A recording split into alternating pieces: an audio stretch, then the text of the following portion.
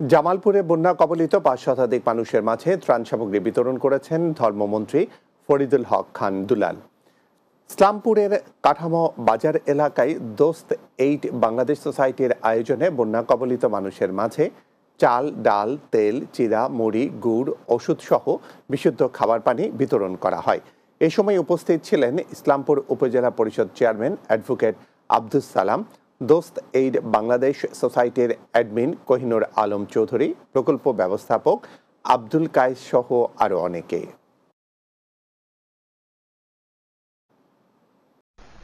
দুর্যোগে আতঙ্কিত না হয়ে দুর্যোগ মোকাবেলায় সরকারের পাশাপাশি সমাজের বিত্তবানদের এগিয়ে আসার আহ্বান জানিয়েছেন ধর্মমন্ত্রী ফরিদুল হক খান দুলাল।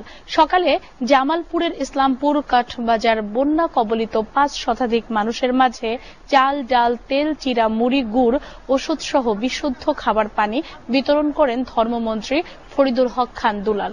এ সময় উপস্থিত ছিলেন ইসলামপুর উপজেলা পরিষদ চেয়ারম্যান আব্দুস সালাম সহ অনেকেই।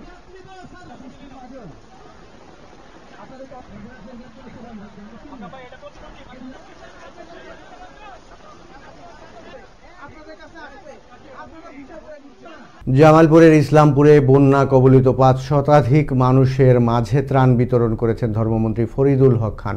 শনিবার সকালে উপজেলার কাঠমা বাজার এলাকায় দোস্ত এইড বাংলাদেশ সোসাইটির আয়োজনে ত্রাণ সামগ্রী বিতরণ করা হয়।